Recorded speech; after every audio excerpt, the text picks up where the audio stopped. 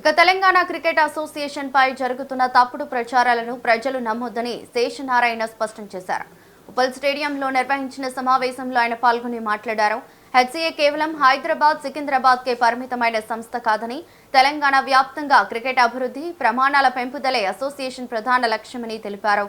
2018లో గౌరవ సుప్రీంకోర్టు ఆమోదించిన రాజ్యాంగం ప్రకారమే హెచ్సీఏ కార్యకలాపాలు కొనసాగుతున్నాయన్నారు.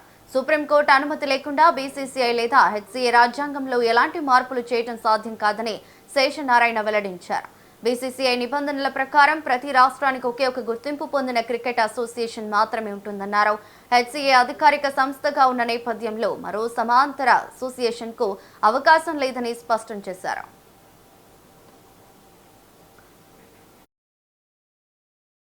తర్వాత ఉమెన్ క్రికెటర్స్ అందరు కూడా ట్రైనింగ్ కానీ మిగతా ఆయనతో పాటు కింద 3-4 మెంబర్స్ అడిషనల్ కోచెస్ ఉంటారు. వాళ్ళందరూ కూడా హైదరాబాద్ నుంచి ఉంటారు అడిషనల్ కోచెస్, ఎందుకంటే వాళ్ళకు కూడా ట్రైనింగ్ అవుతుంది.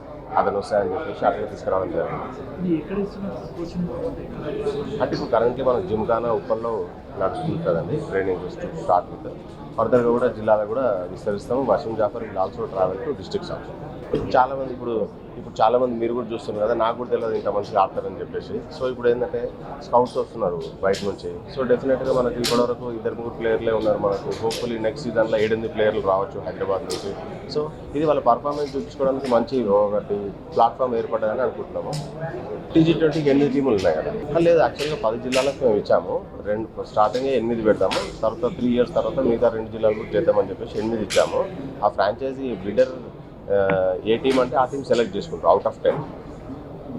మాదేం లేదు, టోటల్ 10 డిస్ట్రిక్ట్ పెట్టాం, 8 డిస్ట్రిక్ట్ సెలెక్ట్ చేసుకున్నారు. నిజామాబాద్, ఆదిలాబాద్ 2 ఖాళీ ఉన్నాయి. అవి నెక్స్ట్ 3 yearsలో అవి కూడా ఫుల్ఫిల్ చేస్తాం. గవర్నమెంట్లో ఆయన కొట్టిన 100 ఎవరు కొట్టలేదు. సో ఆ ఎక్స్పీరియన్స్ అనేది మన పిల్లలందరికీ చాలా ఉపయోగపడుతుంది. జూలై నుంచి స్టార్ట్ అవుతుంది సార్ ఇప్పుడు వచ్చే మంత్లో. సో ఆయన కోచెస్, ఆయన ప్లేయర్సే కాకుండా కోచెస్ని కూడా గైడ్ చేస్తారు. సో ఓవరాల్ ఏజ్ గ్రూప్స్ చాలా ఉపయోగపడతారని మా నమ్మకము. ఎందుకంటే నేను కూడా ఆయనతో పాటు ఆడాను. ఆయనతో పాటు ఆయన డిసిప్లిన్ చూసాము, ఆయన అన్ని మెథడ్స్ ఏంటంటే ఒక ఆనెస్ట్ జెన్యూన్ హ్యూమన్ బీయింగ్ ఆయన. సో ఆ కల్చరు, ఆ డిసిప్లిను, ఏదైతే ఆ విన్నింగ్ మెంటాలిటీ ఉంటుందో అది మొత్తము మన పిల్లలకి కూడా చాలా ఉపయోగపడుతుందని భావిస్తాను. ఆయన మెంటార్గా ఉంటారండి హైదరాబాద్ క్రికెట్లో. Will be a mentor. అన్ని ఏజ్ గ్రూప్స్ మనము 23 రంజీ ట్రోఫీ, 16, 19 ప్రతి ఏజ్ గ్రూప్తో పాటు ఆయన క్యాంప్స్ తీసుకుంటారు. కోచెస్ని కూడా గైడ్ చేస్తారు. అదే కాకుండా విమెన్స్ క్రికెట్లో కూడా వాళ్ళ కోచెస్ని గైడ్ చేస్తారు. వాళ్ళకు కూడా కోచింగ్ క్లినిక్స్ తీసుకుంటారు. సో ఓవరాల్గా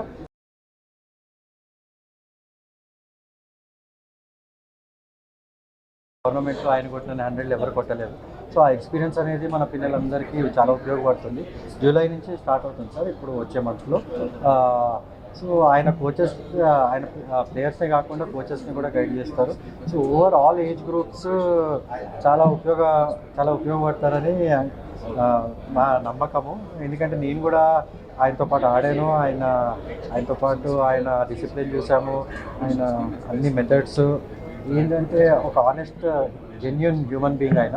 సో ఆ కల్చరు, ఆ డిసిప్లిను, ఏదైతే ఆ విన్నింగ్ మెంటాలిటీ ఉంటుందో అది మొత్తము మన పిల్లలకి కూడా చాలా ఉపయోగపడుతుందని భావిస్తాను. ఆయన మెంటార్గా ఉంటారండి హైదరాబాద్ క్రికెట్లో. Will be a mentor. అన్ని ఏజ్ గ్రూప్స్ మనము 23 రంజీ ట్రోఫీ, 16, 19 ప్రతి ఏజ్ గ్రూప్తో పాటు ఆయన క్యాంప్స్ తీసుకుంటారు. కోచెస్ని కూడా గైడ్ చేస్తారు. అదే కాకుండా విమెన్స్ క్రికెట్లో కూడా వాళ్ళ కోచెస్ని గైడ్ చేస్తారు.